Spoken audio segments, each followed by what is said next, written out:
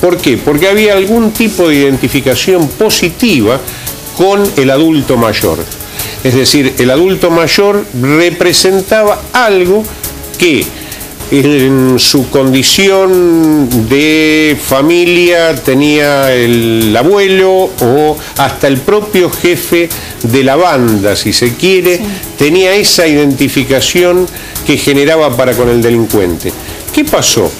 El delincuente hoy proviene de una estructura en general que tiene que ver con la situación de calle, y ese adulto mayor representa lo que él no quiere ni puede ser. No puede ser débil, por lo cual vimos en los últimos años la agresión con elementos contundentes usados como arma o con armas blancas.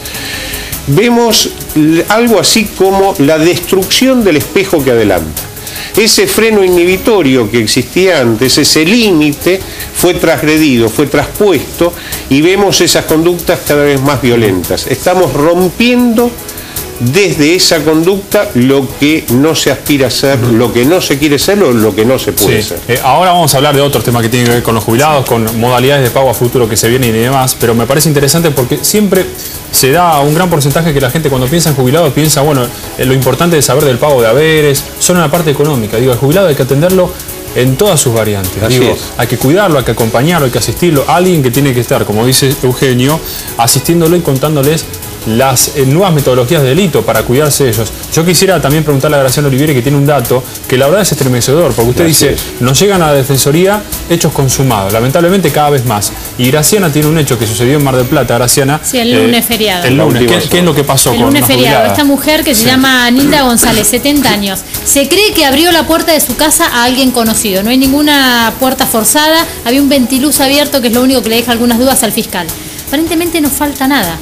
Estaba todo revuelto, no falta dinero. Venían a buscar algo. Ahora, ¿hay necesidad de estrangularla, matarla estrangulándola y después quemar la casa? Bueno, ahí está. A una señora, le reitero, 70 años. La desaparición de ese límite, ¿no? De ese freno que había con la edad, con el vulnerable. Realmente es donde se ve. Hay un dato que es muy elocuente. La Corte el año pasado ha hecho conocer cuál es la situación de agresión al adulto mayor. Hubo un muerto cada 96 horas por hechos de este tipo. En general, intentos de robo. Barrio 9 de Julio, esa imagen que estamos viendo. Así es. ¿Saben cómo llegan a la casa de esta jubilada? Sí. Porque el vecino siente olor a quemado. El vecino de arriba dice, algo se está quemando en la casa de abajo, que vive la señora. Va abajo a la casa, la señora no atiende, llama a los bomberos, la encuentran adentro, ahora, muerta, y encima le prendían fuego la casa. Salvo que haya otro motivo, Eugenio, salvo que exista otro móvil para el delincuente que hizo esta aberración. Digo, un jubilado que cobra la mínima en Argentina, ¿qué puede tener? A ver, de lo que cobra, ¿cuánto es la mínima hoy? 3.800. 3.800 pesos. ¿Cuánta plata se le va de los 3.800 para comprar medicamentos, comida? Bueno, pero hay algunos que, por ejemplo, cobran una jubilación, por ejemplo, de Italia o de España, y se cree que no son los ahorros. Hay un mito de la generación en términos de la acumulación y el ahorro. Se supone que aquellos que tienen más años, que aquellos que pudieron acumular, tienen en su poder, lo que realmente no se verifica. Hoy el jubilado vive prácticamente al día, pero los mitos existen. No, y me parece, no sé qué opina usted, Eugenio, que es el objetivo más fácil, ¿no? Por eso se lo buscan. Sí, por eso el límite que existía antes estaba dado precisamente por esa debilidad. Porque en términos de la profesionalidad, entre comillas, de la conducta criminal, había cuestiones que no se transponían porque era un descrédito para el propio delincuente. Pero se contrapone con la hazaña, porque si es el objetivo más vulnerable, más débil, ¿para qué hay que estrangularla y prenderle fuego a la casa? Digo, ¿por qué hay que llegar a ese extremo cuando una señora de 70 años, qué va a hacer en defensa de ella misma? ¿Qué puede hacer?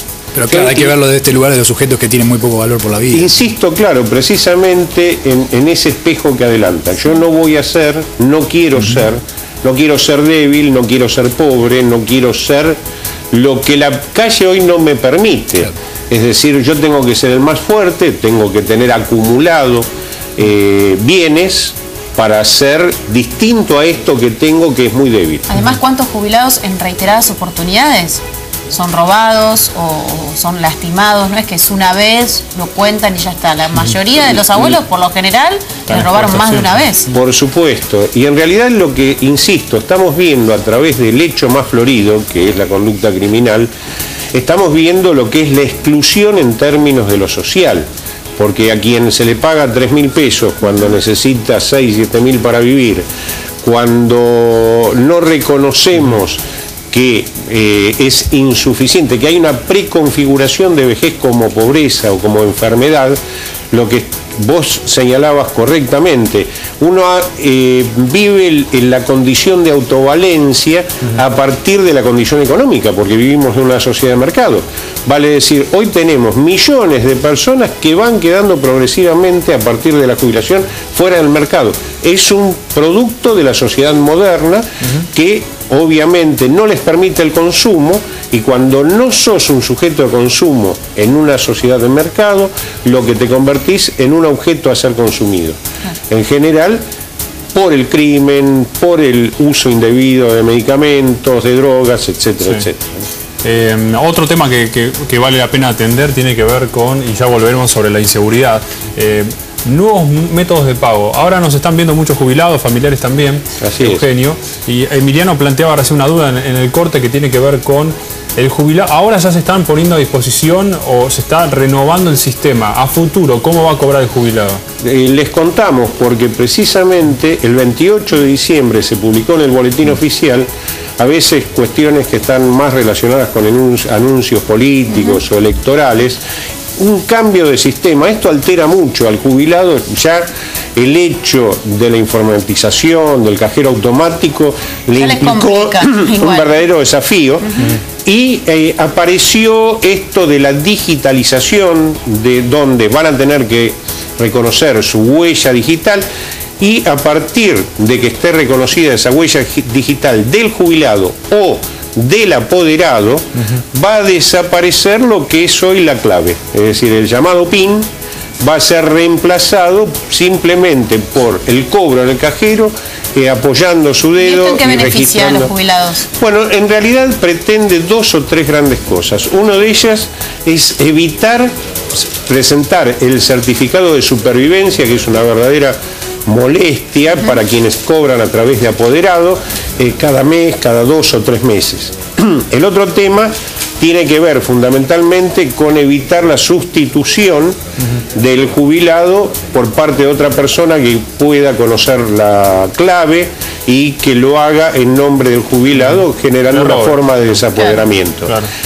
Así que bueno... ¿Y la cola en el banco también? Sería en el cajero ahora. La cola en el banco, desde ya, en el cobro en cajeros, a veces la cola tiene también un aspecto cultural, es una forma de mantener la socialización, no quedar solos. Por eso quienes tienen hoy la posibilidad de cobrarlo